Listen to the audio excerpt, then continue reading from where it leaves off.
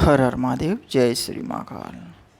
आज आपको बहुत ही पावरफुल एक परी का अमल बता रहे हैं जिसकी साधना आपको करनी है और उसको सिद्ध करना है।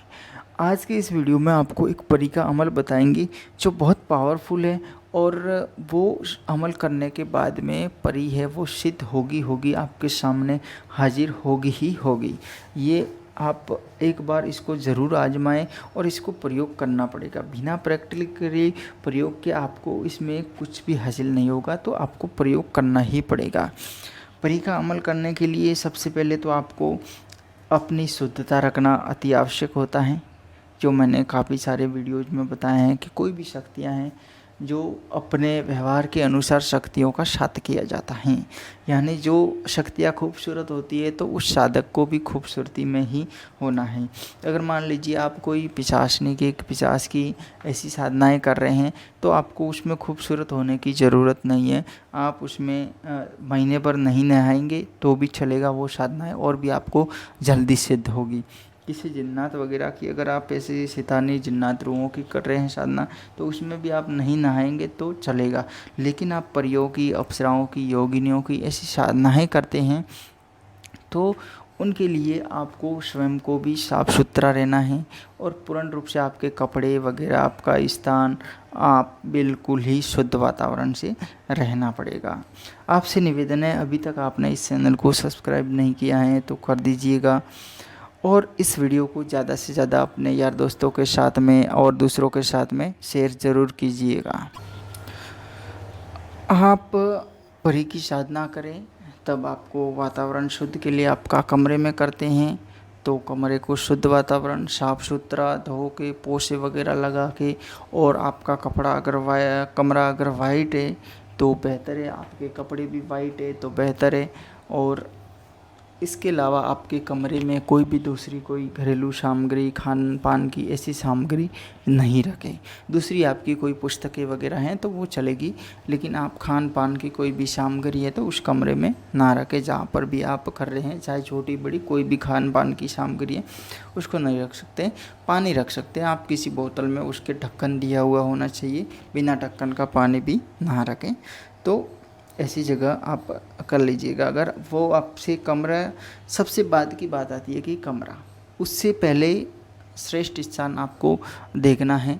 जो आप कोई पहाड़ी क्षेत्र का हरा भरा है, कोई नदी का संगम है, नदियों का किनारा है जहाँ से पानी निकलता है, कोई झरना है, कोई हरा भरा उद्यान, बाग बगीचा जहाँ पर फूल खिले हुए हैं, कोई खेत हरा भरा है जहाँ पर आसपास के पौधों में कई फूल खिले हुए हैं, हरा भरा स्थान है, तो ऐसी जगह अगर आपको मिलती है तो वो बेहतर रहेगी। कमरा तो सबसे बाद की बात है कि जब कोई नहीं मिलता है तो अंतिम सारा कमरा होता है, तो ये एक अलग बात है। क्योंकि कमरे में और उन जगहों में साधना करने में डिफरेंस रहता है काफ़ी परसेंटेज के अनुसार। वहाँ पे शक्तियाँ जल्दी मिलती हैं, यहाँ पर शक्तियों में टाइम भी लगता है और ज़्यादा से ज़्यादा समय भी लगता है। तो आप अपने हिसाब से उस स्थान को खोजिएगा, स्थान को देखिएगा, फिर उस स्थान पर आप जहाँ पे भी साधना करते हैं वहाँ पर आप साफ़ सुथरा नहा धो के, बिल्कुल ही पाक साफ होने चाहिए।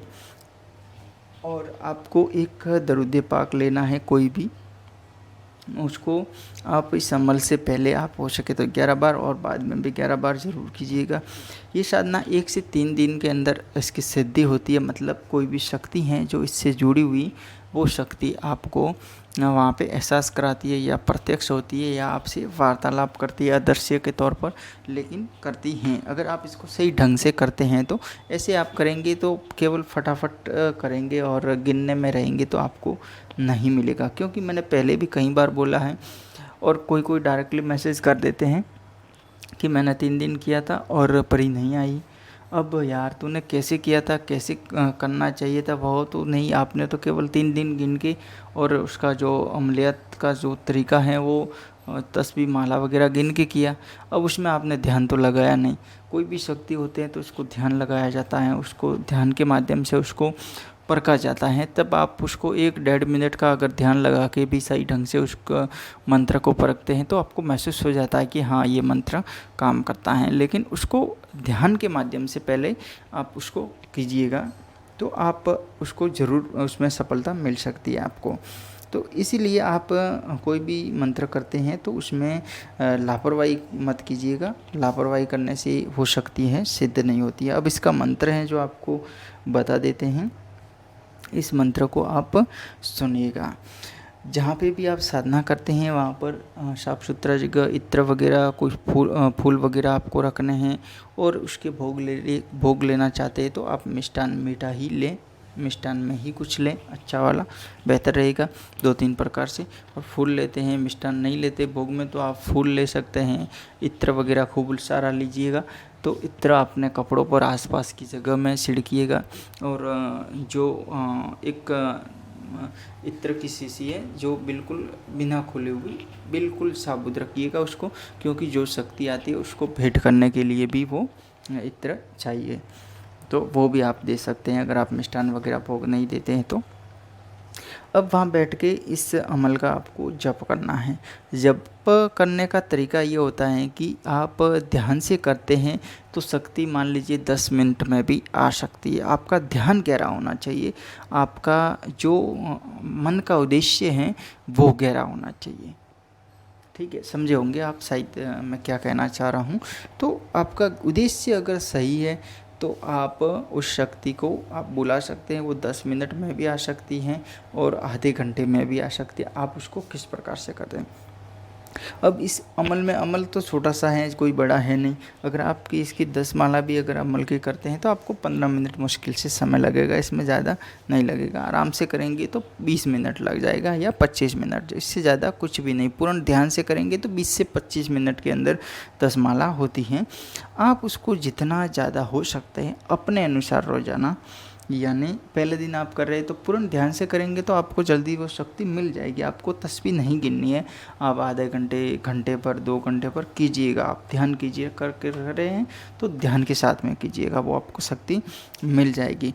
और अगर एक दिन में आपको नहीं मिल रही है, मान लीजिए आपने 2-3 घंटे तक कर लिया वो अमल और आपको एक दिन में उसका एहसास कुछ हुआ है या कुछ भी नहीं हुआ है, तो आप दूसरे दिन वापस कीजिएगा। और ऐसे करके करके आपको 3 दिन का इसमें पूर्ण रूप से 100% के तौर पर कह रहे हैं कि 3 दिन में इसकी शक्ति है वो आगमन हो जाती है। अगर आप तंत्र के तरीके से करेंगे तो करने का समय आपको रात्रि में रखना है। रात्रि में आप 11 बजे के बाद में इसका समय रखिएगा, बेहतर रहेगा 11 बजे के बाद में रखिएगा। और हाँ, सुबह 4 से पहले रखिएगा। ये रात्रिकालीन का समय आप लीजिएगा। अब 11 से 4 के बीच 5 घंटे का समय होता है। 5 घंटे में से आप 2-2.5 घंटे भी देंगे तो ये हो सकता है एक दिन में ही इसमें आपको कामयाबी मिल जाएगी। इसका अमल है जो सुन लीजिएगा, या हुसन उहुजरू। दोबारा सुनिएगा, या हुसन उहुजरू। इस अमल का आपको जप करना है।